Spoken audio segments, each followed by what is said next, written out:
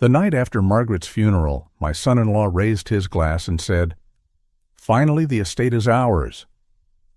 On the counter sat documents listing the $1.8 million property as theirs already. They thought I had no strength left. But in Margaret's cedar chest, wrapped in her scarf, was a DNA report. That single paper would erase their lies and turn their world upside down. Before we continue, please subscribe to the channel and tell us where you're listening from in the comments. I sat in that quiet house, and memories came back like waves that refused to let me breathe. I remembered every dollar I spent to raise Linda, every sacrifice Margaret and I made to make sure she had the best we could possibly give. I remembered the tuition checks, nearly $60,000 in total, written out with shaky hands while Margaret and I ate beans and rice for weeks to save. I remembered the $25,000 I borrowed from my retirement fund to buy Brian his first car, a shiny used Toyota he swore he needed to get to his job. I remembered covering the cost of their wedding, $40,000 for a reception they insisted on having at the country club, even when Margaret and I suggested something smaller, more intimate. They never once stopped to ask what it meant for us, how many nights we stayed home instead of going out, how many times I turned down an invitation to a ball game or an old friend's fishing trip just so we could keep money in the bank for them. They had comfort while we carried the quiet weight of sacrifice. Those memories, once warm, now cut through me like broken glass. I thought of what we gave up in spirit, not just in money. Margaret always dreamed of seeing Paris, but she gave that dream away so Linda could go on school trips and summer camps. I put away the idea of starting my own shop, the one thing I wanted more than anything, so that our family would never feel the uncertainty of risk. There were nights Margaret and I laughed at our own frugality, eating peanut butter sandwiches while watching television, telling ourselves it was worth it because Linda would have more. And now all I could see was that our love and sacrifices had turned into something Linda and Brian wore like entitlement. They thought we owed them every comfort, every luxury. The most painful part was knowing it wasn't just my savings or my time that I gave away. It was my years, my body, my youth, traded away so they would never know hunger or shame. Looking back, the betrayal wasn't just about the house or the money. It was about them throwing away the very years of my life that had been spent in service to them. The house itself stood around me like a witness to everything we had lived through. Valued at $1.5 million now, it was more than wood and stone. It was Margaret's laughter in the kitchen, Ethan's first cries echoing through the nursery upstairs, and our wedding photos hung with care along the hallway. I could still picture Margaret on Christmas Eve, sitting by the fireplace, her hands resting on her lap as the tree lights reflected in her eyes. This house carried every good memory, and yet in Linda and Brian's eyes, it had become nothing but equity, a way to cash out. The dining table where we once held hands and prayed before dinner was now the place they spread out their real estate brochures. The garden Margaret tended, full of roses she loved so dearly, had become nothing more than landscaping to them, something they would use as a selling point in their plans. It broke me to realize that what held my life together had turned into a product for them to trade. When I touched the banister of the stairs, polished smooth from years of Ethan sliding his small hand down it, it felt cold now, like the joy had been drained away by their greed. One afternoon, while sorting through Margaret's belongings, I stumbled upon a small wooden box tucked deep into the cedar chest. My breath caught when I opened it. Inside was a thick file labeled Whitman Trust. My hands trembled as I pulled out the papers. Every line was Margaret's foresight, every clause her quiet protection. She had placed all our assets into a trust, the house, our savings, the investments. All of it, I was the trustee. And there was one clause written in Margaret's careful hand, the family legacy clause. It stated that any heir must show proof of care, love, and responsibility toward their children before receiving a single cent. Only those who lived with decency and humanity would inherit. I sat frozen, staring at the paper, realizing Margaret had seen what I refused to. She had known Linda's weakness, Brian's hunger for money, and she had left behind this one safeguard. It felt like she was speaking to me from beyond the grave, telling me that she had left me a weapon, one final gift, hidden until I needed it most. For a long time I sat in silence, my heart thudding in my chest. I whispered out loud to her, as if she could still hear me. "You knew, didn't you, Margaret? You saw what I couldn't." My anger wasn't only at Linda and Brian anymore. It turned inward, too. How could I have been so blind? How could I have given so much, believing that if I just kept giving, love would grow in return? The truth hit me like a stone. I had mistaken indulgence for love, generosity for loyalty. I had raised my daughter to believe that love meant never saying no. And now she stood ready to sell the very home her mother had filled with love, as if it were nothing more than a stock on the market. But even in the middle of this grief, something shifted. I realized I wasn't powerless. Margaret's trust wasn't just a document, it was a shield, and in that shield I could feel her strength still with me. My sorrow began to harden into something else. Resolve. That night I took out my phone and scrolled through messages from Linda. Each one was the same. Pleas for more money, excuses for overspending, promises she never kept. I read them slowly, and then I pressed delete, one by one. It was a small act, but it felt like cutting a rope that had tied me down for too long. My hand rested on the trust file, and I whispered, "Don't worry, Margaret. This time, I'll protect Ethan. This time, they won't take everything." The words came out shaky, but as I spoke them, my spine straightened, my breathing steadied. I could almost hear her voice telling me I was doing the right thing. I looked around the living room where I sat. The armchair where Margaret once rested was empty, cold, a hollow reminder of her absence. The clock on the mantel ticked loudly, each second sounding less like comfort and more like a countdown to the battle ahead. The walls that once held family photos now seemed to close in on me, shadows stretching longer as the evening set in. Even the smell of cedar and old books, once warm and familiar, felt heavy, pressing down like a weight I could barely hold. But in that silence, in that emptiness, a fire started to burn. I was not broken. I was not finished. I had been handed the truth, and with it came responsibility. This house, this legacy, this grandson who looked at me with trusting eyes. I had something worth fighting for. And fight I would. If you're still watching and find this story interesting, please comment one below to let me know you're here with me. The morning after I found Margaret's wooden box and the trust papers, I sat at the kitchen table with a cup of black coffee. My hands no longer trembled like they had before. For the first time in weeks, I felt a kind of steady calm, the calm that comes when grief turns into something else, something sharper. I picked up the phone and dialed Carla Jenkins, our family lawyer, a woman I had trusted for years. When she answered, her voice was steady and professional. Yet I felt something like kindness tucked beneath her words. I told her everything, how Linda and Brian had pressured me, how they had already met with a realtor, how they spoke openly of selling the house and cashing out the accounts as if Margaret's life had been nothing but an investment plan. Carla listened without interrupting, and when I was done, she said, "We'll move quickly. You are the trustee. That gives you every right to act. Let's freeze the assets before they get their hands on them." Hearing her words was like inhaling clean air after choking on smoke. I agreed immediately.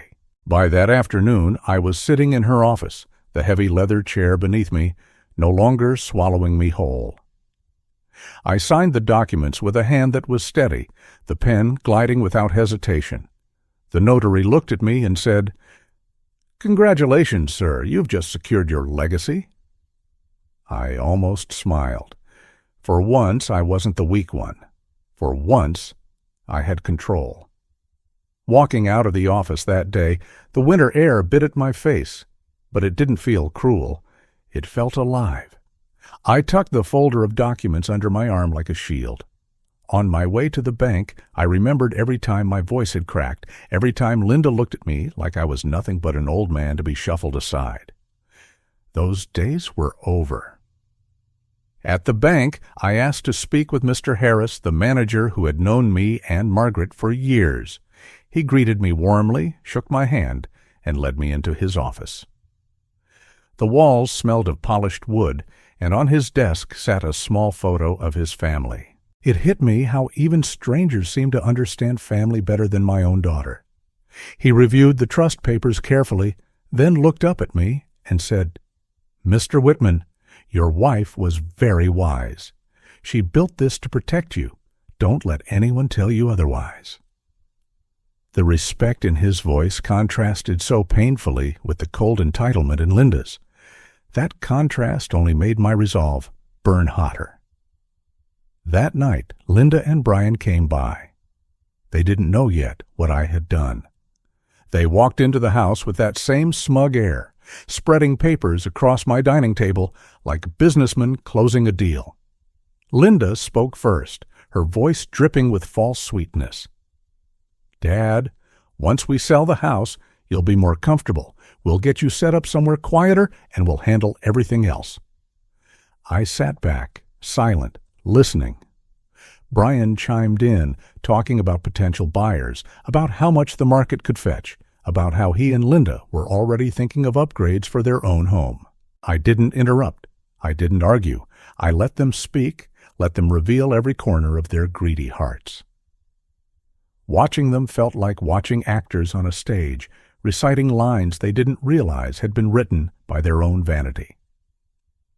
When Linda placed her hand on mine and said, "Dad, trust us, this is for the best," I only nodded, though inside I thought, "You don't know that I've already shut the door you're trying to walk through." Later that night, I couldn't sleep. I walked downstairs for some water, only to find Linda crouched in the study. Her hands were digging through the drawers, and in her fist was the white envelope where I kept $10,000 for emergencies. When she saw me, she didn't flinch. She looked right into my eyes and said, "This is ours. You owe us." My chest tightened, rage rising so fast I had to grip the doorframe to steady myself. But I said nothing. My silence spoke louder than anger could. She slipped the envelope into her purse and walked past me like I was invisible. At that moment, my fury turned into steel. That envelope would become proof of how low she could sink, proof of how blind I had been. The next morning, Carla handed me a thick file. It was a financial report she had pulled on Linda and Brian. Their annual income was $85,000. Their expenses were more than $200,000. The numbers jumped out at me like sirens. $65,000 for a Lexus, $25,000 for a golf club membership, first-class vacations in the Caribbean, designer clothes stacked on credit cards. They had been living far beyond their means, and I knew then why they were circling me like vultures. They weren't just greedy. They were drowning. They needed my life's work to cover their mistakes. I didn't say a word to them. I didn't confront them with the papers. Instead, I tucked them into my briefcase, close to Margaret's trust file. I knew these documents weren't just records. They were weapons. For days, I played along. Linda and Brian called constantly, pressing me, asking if I'd made decisions, urging me to move faster. I listened, I nodded, but I gave nothing away. Each time I hung up, I looked at Margaret's photo on the mantel and whispered, "I'm not falling for it again." And then came the confrontation I had been waiting for. They came to the house with charts and budgets, talking about projected returns and liquidation strategies. They laid out their entire plan on my dining table, blind to the fact that they were exposing themselves. Linda even pulled out an old letter I had written years ago, a letter where I promised to always support her. She waved it like a weapon, her voice sharp. "You said you'd take care of me forever. You can't back out now." I looked at the letter, then at her. I felt no guilt, no shame. Instead, I saw desperation.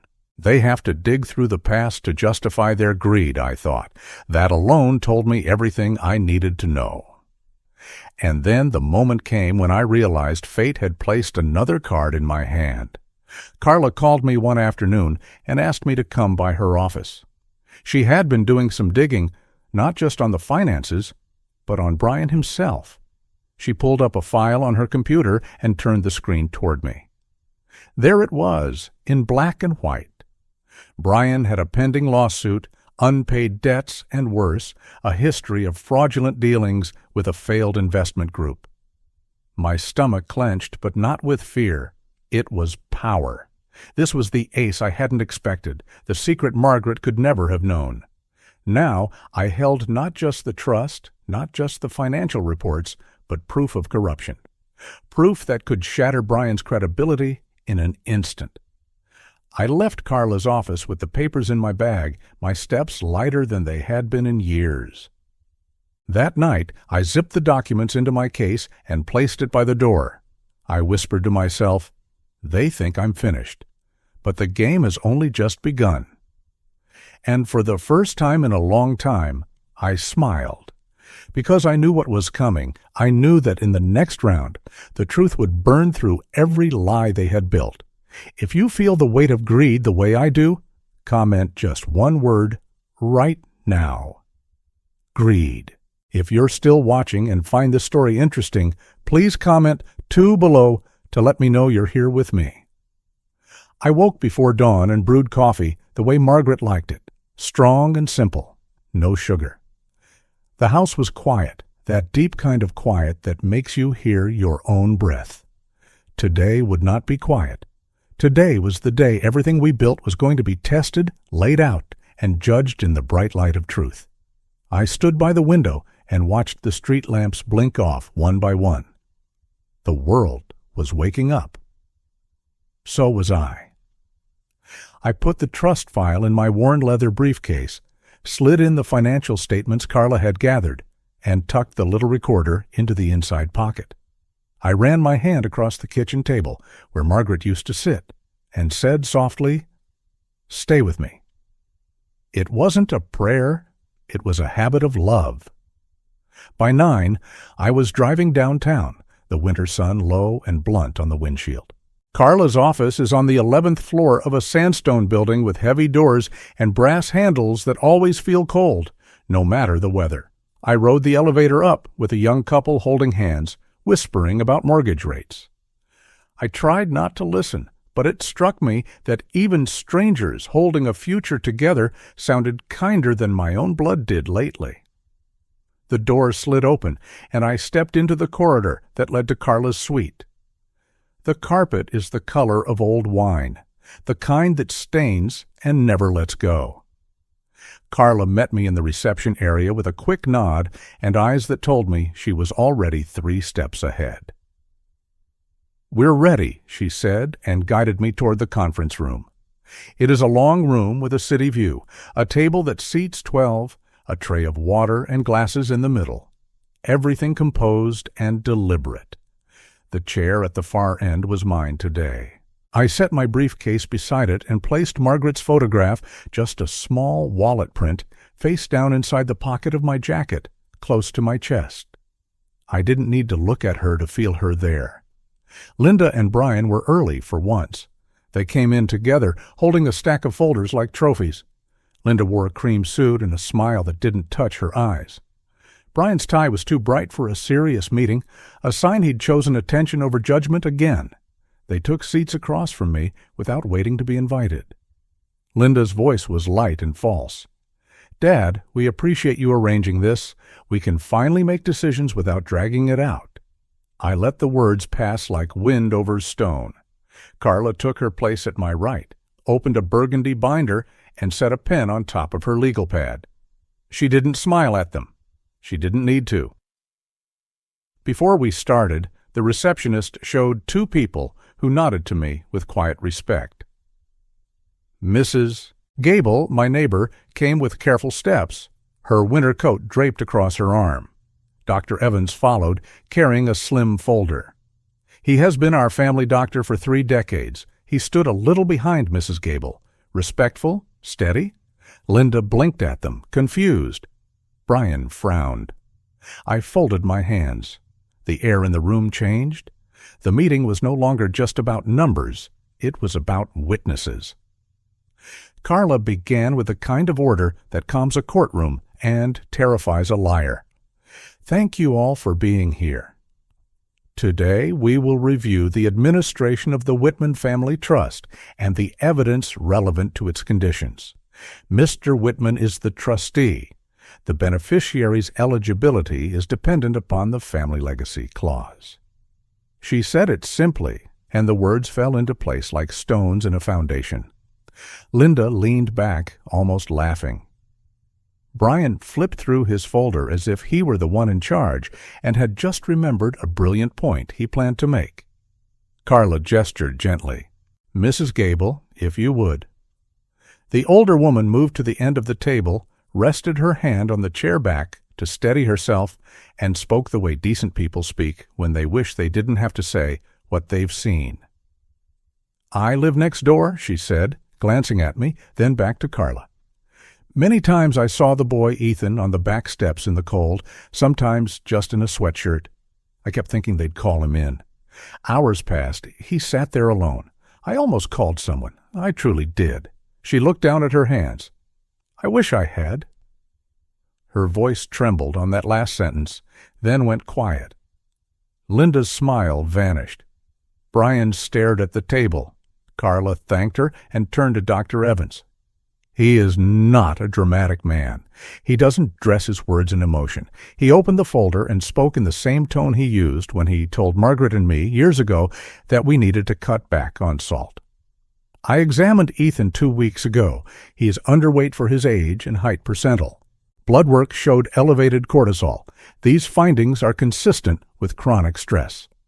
He paused, then added, This is not an accusation. It is a medical observation. He set the folder down. There was nothing theatrical about it. Just facts, quiet and heavy as a headstone. Linda let out a breath through her nose and tried on a different face, the one she uses at charity luncheons. This is being blown out of proportion, she said. Every parent has moments. We were teaching him responsibility. He is sensitive, that's all. And the neighbor, she must be mistaken about the time. People exaggerate. Carla did not argue. She didn't have to. She slid a thin stack of papers across the polished wood toward me and tapped the top page. I turned it over so the first line faced my daughter and her husband. The monthly budget glared up at them. Then the Amex statements. Then the transfers. Then the cash withdrawals. Brian cleared his throat and tried to explain before the questions ever came. There's context. We used points. The car was a lease. We can return it. His voice thinned with each claim, as if he knew he was falling down a well and was trying to talk himself to a ladder. Linda reached into her folder and pulled out a letter I'd written a decade ago, one I knew by heart. It was short. I had said I would always support her. She slid it across the table with a little flourish, like a magician revealing a card. This is what you promised, she said. You said forever. I picked up the paper and held it for a moment. The handwriting looked younger than I felt. I placed it down and looked at my daughter. Really looked. I did promise to love you, I said. I never promised to fund your neglect or your husband's vanity. My voice did not shake. It surprised me how calm it sounded, how even. The man who could barely say my wife's name without breaking was gone. The one who remained knew how to hold a line. Carla let the quiet settle, then folded her hands on the table. We will proceed in steps, she said softly, as if telling a bedtime story to someone who needed the truth more than sleep. She began with the small lies. Who paid for Linda's last semester of college when the financial aid fell through? Who covered the down payment on their first townhome?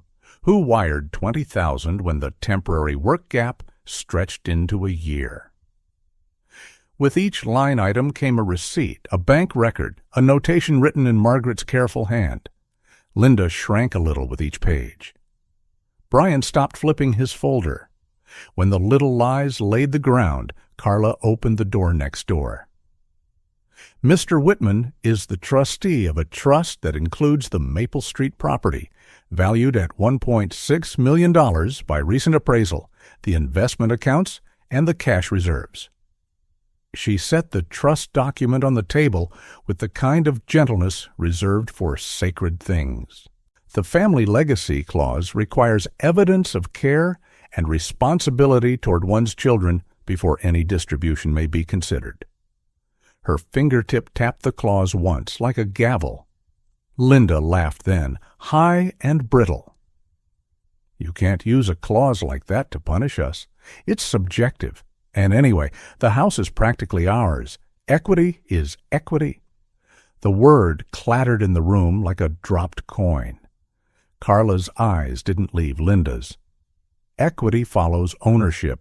Ownership follows the trust. She did not raise her voice. She did not need to. And the trust follows the child's best interest. That was when the air shifted. That was when the temperature changed. Carla reached for the small black device beside her legal pad, pressed one button, and Brian's voice filled the room. Crisp, eager, shallow. "We want a list fast," he was saying to a realtor. "We need at least 1.6, and we'd like to keep this quiet. He doesn't need to know until after we're in escrow." A pause, then his laugh. It was the laugh I had heard in my living room after Margaret's funeral, a sound that had felt like a hand closing around my throat. Linda's face drained of color so quickly it frightened me. Brian's mouth opened, then shut again, like a fish that had been lifted into the air and couldn't make sense of the lack of water. "What is this?" he asked, but it was not a question. It was a reflex, a plea to a door that had already been locked. "Your words," Carla said. She pressed play again. The next clip was shorter, meaner. "The house is our equity," Brian's voice said. "We just need to get the old man to sign." The silence after that sentence was not empty. It was full of every birthday candle we had blown out at that dining table. It was full of Margaret's hands planting rose bushes in the spring. It was full of Ethan's small feet on the stairs. It was full of the word ours twisted into a weapon. Linda's chair scraped against the floor as she stood too quickly. "This is an ambush," she snapped. "You're turning everyone against us. You've been manipulated." She pointed at me as if I were a stranger trespassing in her yard. "You're not well, Dad. You've been grieving. You don't know what you're doing." I watched her mouth move and felt a sadness so deep it was almost clean. "I am grieving," I said. "I'm also thinking clearly. Both can be true." Brian tried a different road. He leaned forward, elbows on the table, palms open as if sincerity could be summoned with a gesture. "We made mistakes," he said. "We were under stress. The market's hard. You know how it is." He looked at Carla as if she might be swayed by the economy. "We wanted to secure our future. For Ethan." He said the boy's name like a password he hoped would open a door. It didn't. Carla slid another paper into the center. "Your future appears to involve unpaid debts, a pending civil action, and prior affiliation with an investment scheme now under state investigation." Brian's face shifted then, a little twitch at the jaw, the first tear in the mask. "This is a smear," he said. "This is irrelevant." Carla tilted her head. "Credibility is never irrelevant," she replied, "especially when one is asserting a right to control assets that do not belong to him." Linda turned on him then, the speed of it like a whip crack. "You told me that was over," she hissed. You said it was nothing." Her face, which had been aimed at me like a weapon, swung to her husband and became another kind of blade. "What else didn't you tell me?" He flinched. "Don't do this here," he muttered. "Don't make a scene." But the scene had already arrived. It stood between them, tall and angular, pointing at both with long, bright fingers. I rested my hands on the table and felt the wood under my palms. Margaret and I had refinished that table ourselves when money was tight. Sanded it down on the back porch, took turns holding the lamp in the evening so we could see the grain. I cleared my throat. "We're not done," I said. "There's more." Carla nodded and handed me the small envelope I'd given her last week. I pushed it across the table to Linda. "That's the emergency cash from my study," I said quietly. $10,000. I didn't raise my voice. I didn't accuse. "You took it after midnight. You looked me in the face and said, 'This is ours.'" Color rose in her cheeks, blotchy and uneven. "We needed it," she said, too fast, "and it's still family money." She reached for the old letter again, the one where I promised support. I laid my hand over it, not rough, just firm. "Love is not a blank check," I said. "It never was." Carla arranged the papers into a neat line, like railroad tracks leading somewhere final. "We have medical evidence of the child's distress," she said. "We have neighbor testimony of neglect. We have financial records of irresponsible spending grossly out of alignment with income. We have recorded statements indicating intent to sell trust property without the consent of the trustee and to conceal that sale. We have a withdrawal of cash by a beneficiary with no authorization." She paused and glanced at me. "Mr. Whitman, as trustee, what is your decision?" I took a breath and let it out slowly. I could hear the clock on the wall, the faint hum of the city beyond the glass. I thought of Margaret's cedar chest, the wooden box, the clause she had written with such care.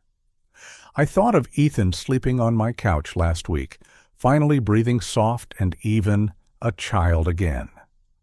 "I will enforce the family legacy clause," I said, "effective immediately." I looked at Linda, then Brian. "Your status as beneficiaries is suspended. The Maple Street property will be listed and sold. All proceeds, along with the liquidated investments, will be transferred into a protected trust for Ethan's education and well-being. You will not receive a dime." The last sentence fell into the room like an iron key locking a door. Linda's mouth opened, but no sound came at first. Then everything came at once. "You can't do this," she cried, voice cracking. "You can't take my house, my life. You can't take what I deserve.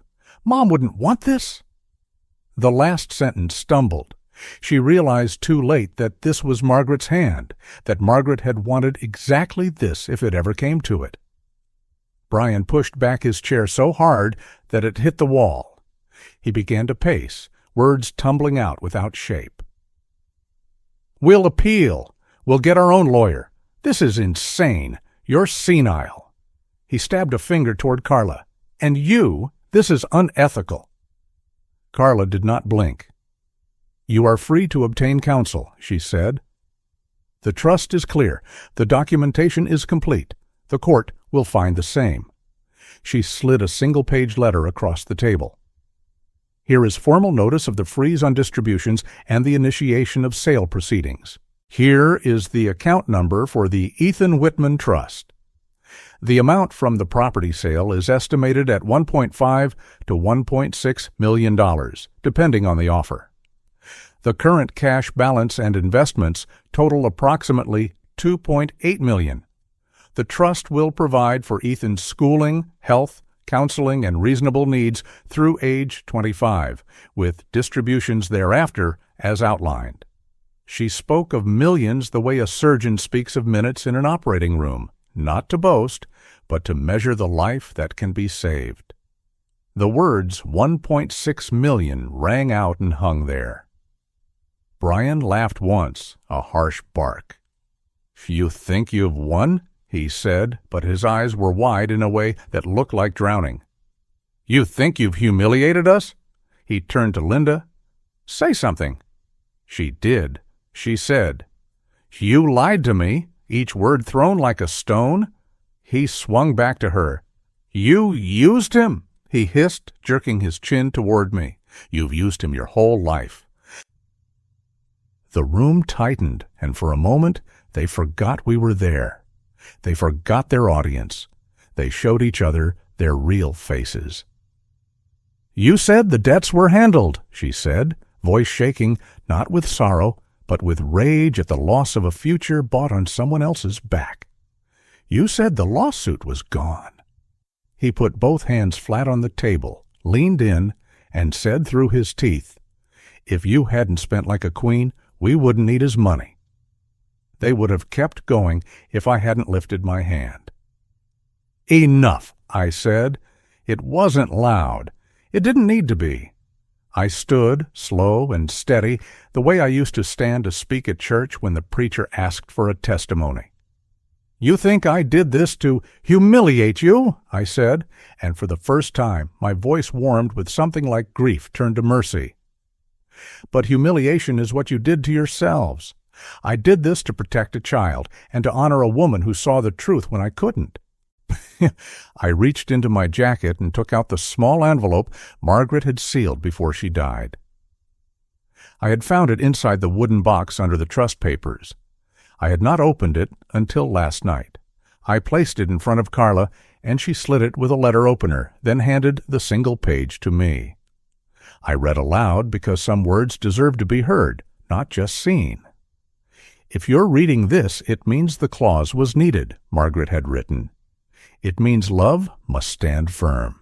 Our grandson must never pay for our daughter's mistakes. Give him the house money and the investments. Let him grow in peace. Let truth be your spine when your heart is weak." I set the letter down.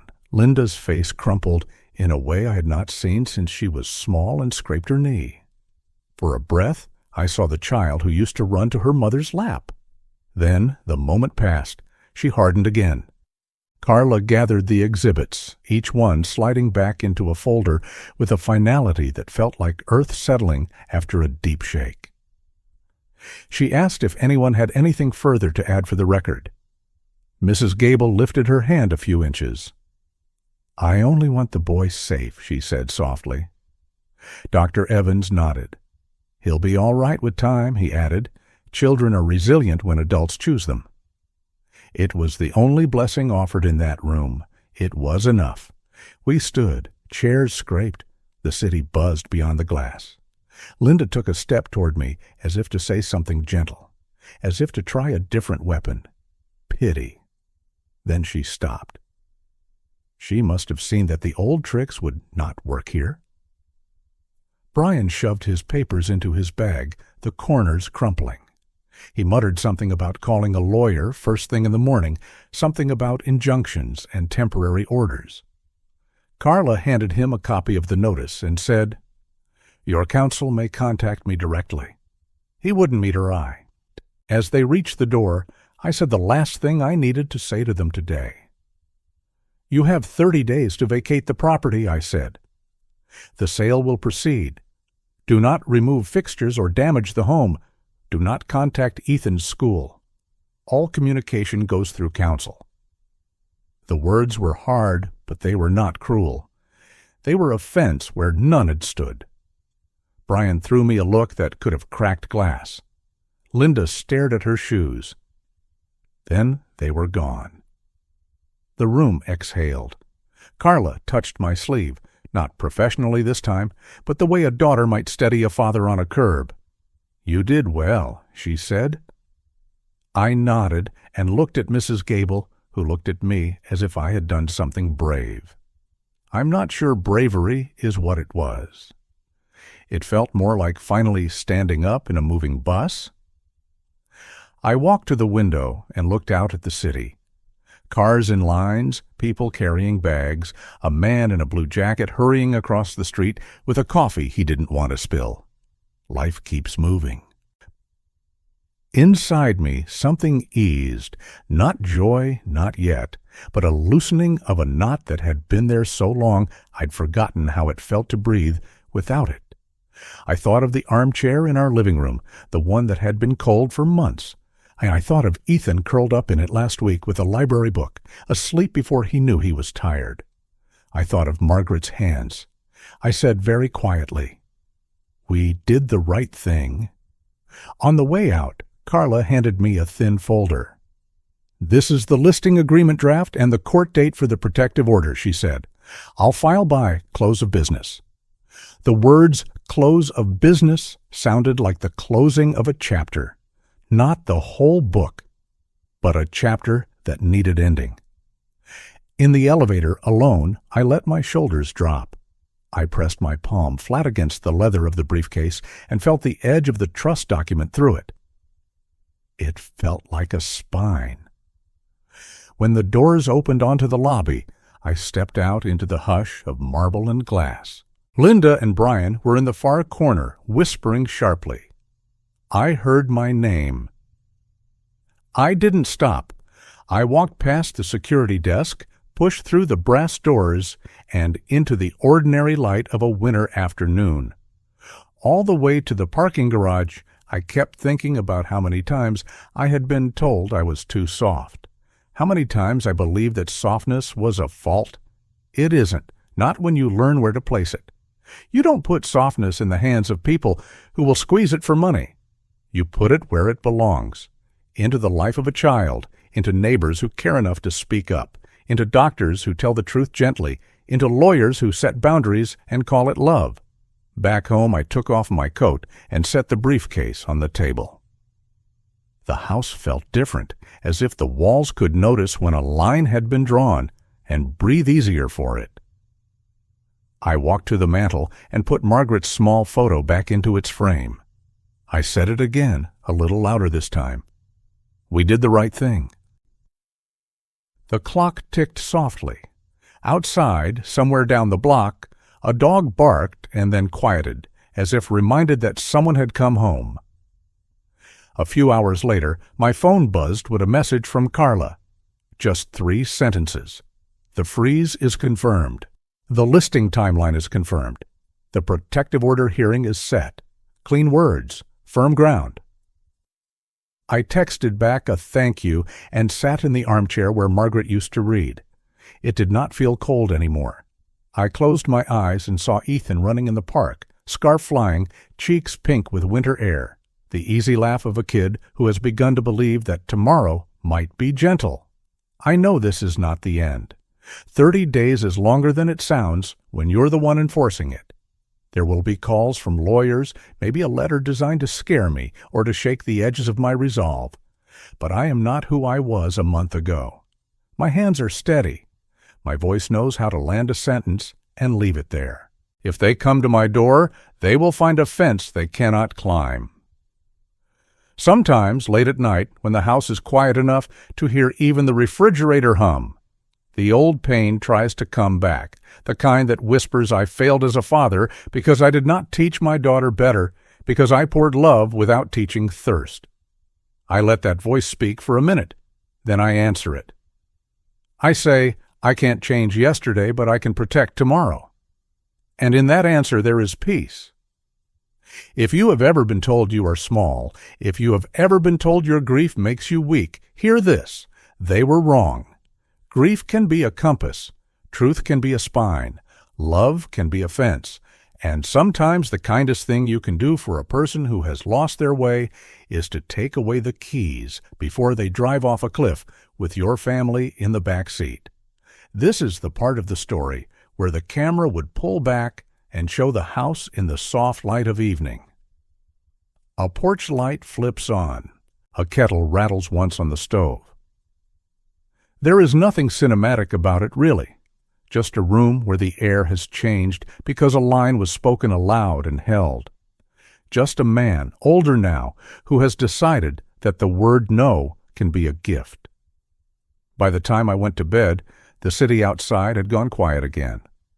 I lay there and listened to the steady breath of the night. I didn't count hours. I didn't worry the way I used to. I thought of Chapter 5 not as words in a book, but as mornings yet to come.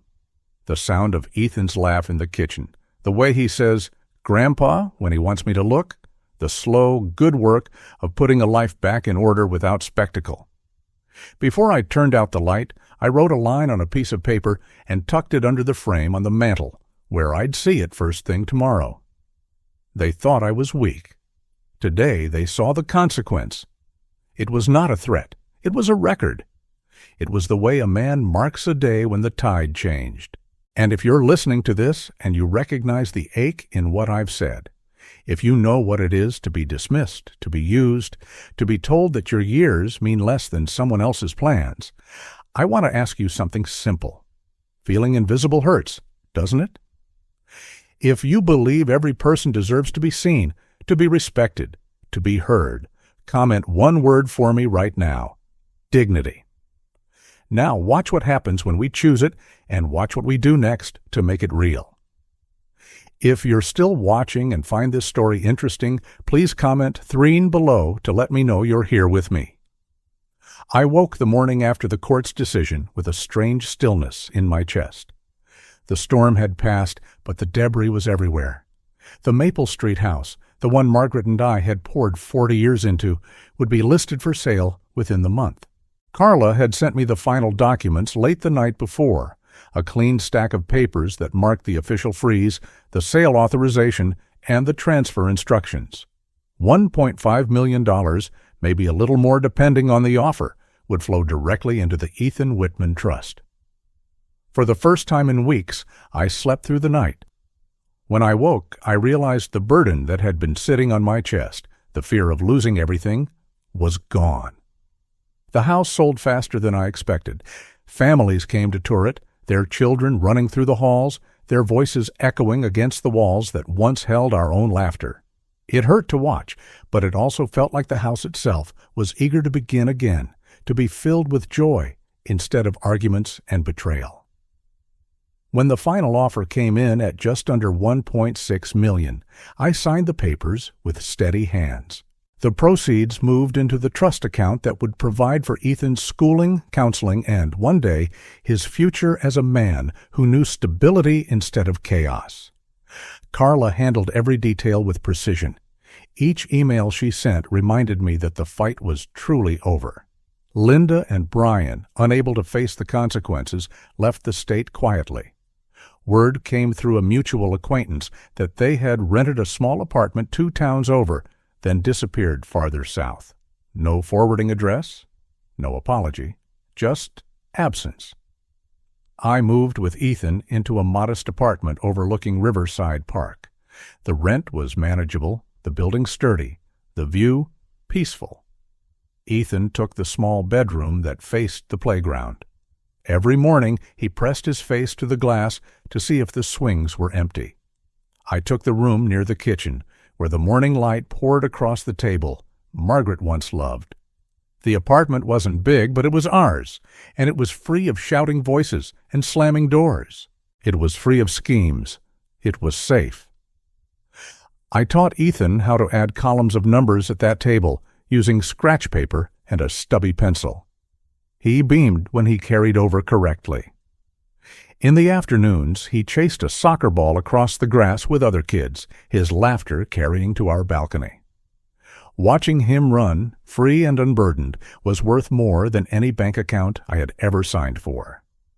With the burden lifted, I found myself returning to parts of life I had abandoned long ago. The building had a small garden out back, just a rectangle of soil with a few tomato stakes leaning sideways. I asked the landlord if I could tend it. He shrugged and said no one else cared. That spring, Ethan and I planted tomatoes, cucumbers, and marigolds along the edges to keep the bugs away. My hands in the dirt, the smell of fresh soil under my nails, reminded me of the garden Margaret and I once kept when money was tight and we grew our own food. Neighbors began to stop by, offering advice, bringing seeds. A retired teacher from down the hall brought over packets of zinnias. A young mother showed Ethan how to start sunflowers in paper cups. Slowly, the garden became more than food. It became community. The laughter and kindness of strangers began to stitch me back together. I didn't want the money from the trust to sit still. Beyond Ethan's needs, I wanted Margaret's legacy to ripple outward. With Carla's help, I arranged for a portion of the trust's annual interest to fund scholarships for children who had been neglected or left behind. We called it the Margaret Whitman Memorial Scholarship. The first year, it covered tuition for 3 children at the local community college. Their thank you letters came folded in shaky handwriting, each one a testament to second chances. I read them aloud at the kitchen table, Ethan listening with wide eyes. "This is what we fight for," I told him. "Not houses, not cars, but futures." He nodded, and I knew the lesson was planting itself in him the way seeds planted themselves in our little garden. Linda reached out once, not in person, never that, but in a letter mailed to Carla's office. The envelope contained a single page, handwritten in a hurried script I barely recognized. She wrote that she was sorry, that she had lost sight of what mattered, that she missed her mother and me. She asked if I could forgive her, if we could start again. I held that letter in my hand for a long time. The ink smeared in spots where her tears must have fallen. But forgiveness is not a performance. It is not a duty owed on demand. I folded the letter once, then slid it into a drawer where it still rests, unanswered. I do not need her apology to heal. My peace comes from choosing not to carry her choices anymore. I whispered into the still air, "I don't need their words. I have my life back." The community began to recognize me again, not as the man entangled in scandal, but as someone who showed up. I joined a reading circle at the local library, something Margaret had always wanted me to do, but I'd put off for work. I volunteered at the senior center once a week, driving neighbors to doctor's appointments, delivering meals. One afternoon, a little girl from the apartment across the hall knocked on my door, holding a daisy she had picked from the park. "This is for you," she said simply. I bent down, thanked her, and felt tears sting my eyes. That small flower, offered without expectation, was proof that the world still had kindness in it. Proof that stepping away from bitterness had led me here, to a place where simple gestures carried more weight than gold. As for Linda and Brian, the news that filtered back was grim. Their debts caught up to them. Brian's old investment schemes drew the attention of investigators, and his license was revoked. Linda took work at a retail shop, clocking long shifts for little pay. They rented a cramped apartment above a strip mall, the kind of place where the carpet smells faintly of mildew no matter how many times you vacuum. They tried reaching out again through a mutual friend, asking if I would reconsider. I did not. I wished them no harm, but I would not invite poison back into my home. Some fences must remain standing. In the quiet evenings, I sat at the kitchen table and thought about the lessons this ordeal had carved into me. For parents, the lesson is clear. Love without boundaries is not love, it is surrender. Children need both care and limits, or they will learn to treat generosity as entitlement. For children, the truth is sharper. Greed blinds. The pursuit of wealth without gratitude leads not to gain, but to loss. Loss of trust, loss of family, loss of dignity. And for all of us in this modern world where speed and status seem to matter more than character, the reminder is simple. Integrity is the only inheritance that never devalues. I sometimes sit in the park with Ethan as he does his homework on a bench, his pencil scratching against the paper. He looks up at me with the same grin Margaret used to flash when she solved a problem before I did. One afternoon, he solved a math problem on his own, slammed the notebook shut with triumph, and said, "Grandpa, I did it." I laughed at the sound loud and free and whispered, "Margaret, we kept the real legacy. Not the house, not the money, but the boy in front of me, smiling because he knows he's safe and loved." As I close this chapter, I want you, listening to me now, to take something with you. Comment below with the lesson that struck your heart the most. Was it about setting boundaries as a parent? Was it about gratitude as a child? Or was it about the value of character in a world that too often forgets it? Tell me in one short line the lesson you will carry. I want to read every word because stories only matter if they help us change the way we live. And as I sit here tonight, the daisy from that neighbor's little girl in a small jar on my table, I know this: I am free. I am whole. And every day from now on, I will choose truth over lies, dignity over greed, and peace over turmoil. That is the inheritance I will leave behind. Share in the comments the lesson you value most from this story. I want to read each of your words and see what wisdom you carry forward. The story has come to an end. I hope it has brought you valuable lessons and insights. If you enjoyed this content, please like, share, and subscribe to the channel so you won't miss the next video. Goodbye, and see you again.